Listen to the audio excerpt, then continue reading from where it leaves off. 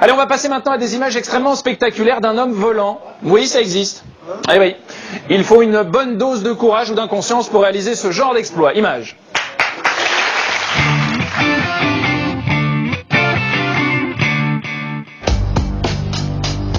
Regardez bien cette séquence très impressionnante, des images qui prouvent que l'homme cherche depuis la nuit des temps à ressembler à un oiseau.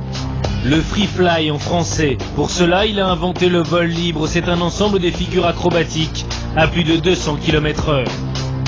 L'homme a découvert le base jump, c'est le grand saut. Le parachutiste se jette dans le vide depuis des falaises ou des ponts.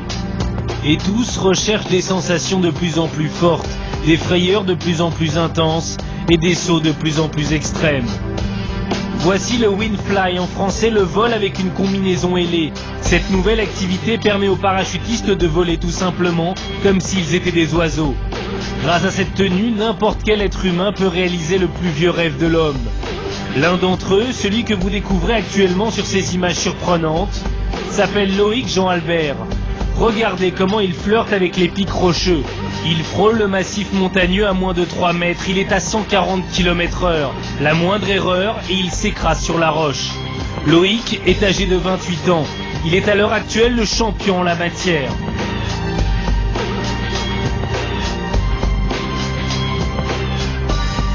Loïc vit au pied des Alpes du Sud, à Tallard, près de Gap. Il baigne depuis tout petit dans le milieu de la chute libre. Le parachutisme, moi je suis né dedans. Mes deux parents sont parachutistes, donc j'ai grandi sur un centre. Et puis j'ai commencé dès que j'ai eu l'âge, c'était 16 ans à l'époque. Et je me suis retrouvé à 18 ans en équipe de France. En équipe de France de parachutiste, Loïc rafle des titres de champion de France, d'Europe et est vainqueur de la Coupe du Monde en 2000. Très vite, il décide de passer à des choses plus extrêmes et s'attaque au saut de falaise, le base jump. Il commence à l'île de la Réunion, d'où il est originaire. Puis, grâce à ses sponsors, Loïc arrête la compétition et passe au windfly. Ça fait quelques années que je fais plus de compète en fait et que je m'intéresse plus aux nouvelles disciplines et puis à faire des choses à inventer en fait.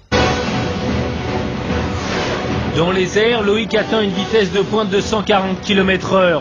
Regardez bien sur la droite des images comme il passe juste à côté de la tête de deux skieurs. Loïc est le nouveau Batman de sa génération. Tout le monde le dit casse-cou. Au début, j'arrive assez haut et ensuite, au fur et à mesure, je viens me rapprocher et me coller de la pente.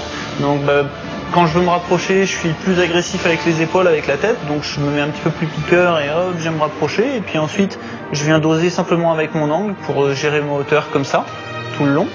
Et à la fin, je fais un virage pour ressortir. Et là, je m'écarte au maximum pour pouvoir ouvrir le parachute ensuite. Loïc fabrique lui-même ses combinaisons dans son atelier avec son ami Stéphane. Cette combinaison reprend tout simplement le principe des ailes d'avion. Nous, on fait tous les prototypes en fait de combinaisons, de sacs avec lesquels je saute. Ce qui me permet d'avoir exactement le matériel que je veux en fait. L'air s'engouffre dans une poche au niveau des bras et des jambes. La combinaison gonfle et permet aux parachutistes de flotter. Donc ça va faire une enveloppe qui vient tout autour du corps ici et qui va donner une forme d'aile au niveau des deux bras et puis entre les deux jambes ici. Grâce à son travail et à son talent, Loïc réalise à chaque saut le rêve le plus lointain de l'être humain, celui de voler de ses propres ailes.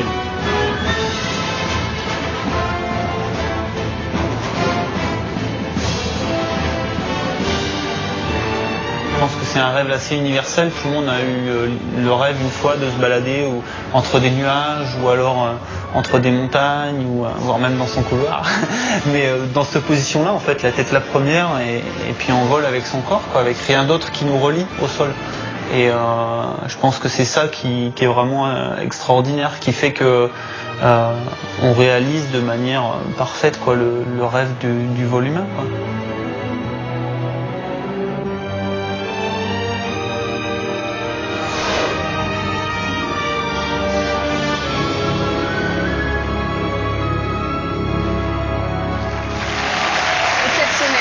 Des images carrément incroyables, mais vraies à couper le souffle.